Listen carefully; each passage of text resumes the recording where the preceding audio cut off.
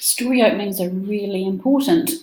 I'm going to give you this little flipped about why and some ways that you can keep your reader reading on. So why is the opening important? The first few lines of any piece of writing are essential. They're really important because they set the tone and they make the reader really want to read on, and that's known as a hook. An example of this is from Danny the Champion of the World by Roald Dahl, and it says, "When I was 4 months old, my mother died suddenly and my father was left to look after me all by himself." So that certainly makes me want to read on. So how do you make the reader want to read on? The first few lines should leave the reader asking a question. This question should invite the reader to keep reading, so you want them to want to keep reading. An example of this is, "I disappeared on the night before my 12th birthday." And that's from Kentucky's Kingdom by Michael Morpurga. What are some ways that you can begin? There are lots of different ways to start a story. So here are a few of them to think about. Once there were 4 children whose names were Peter, Susan, Edmund, and Lucy. So this way we're introducing the characters. We're giving a little bit of a description of the character. Or you can begin with a description of the setting, and we know that the setting is where the story is taking place. So you need to have thought really carefully before you start your story about where it's going to be. An example of this is, "The hottest day of the summer so far was drawing to a close, and a drowsy silence lay over the large square houses of Privet Drive." And that's from Harry Potter and the Order of the Phoenix by J.K. Rowling.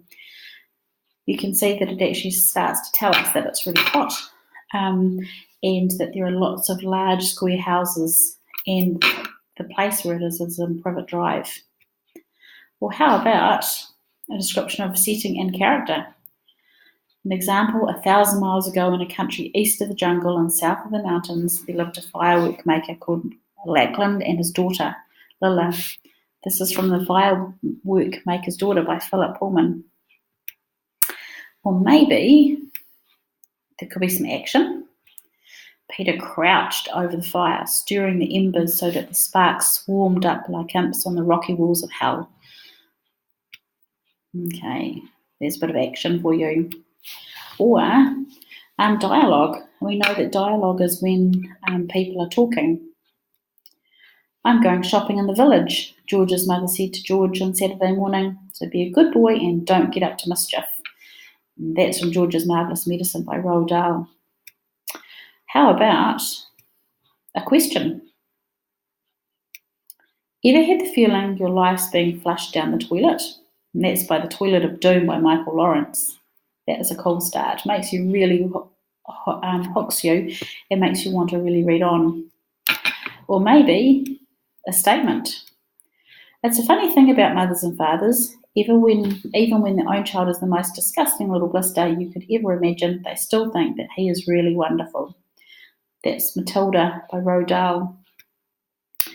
So some things to remember when you are thinking about your story starter is that the opening should tell the reader where and where the story is set, so who the characters are, and what's the style and the mood of the story. Remembering we're wanting to hook the reader in. So don't forget, your opening should also have a hook, so it's something to keep the reader interested and make him or her want to read more. So now try planning your own story opening. Think really carefully, how can you do this? How can you get your reader to want to read even more? First, you need to think about the who, where, when, and what. Who's your story about? Where or when is it set? And what's going to happen in your story?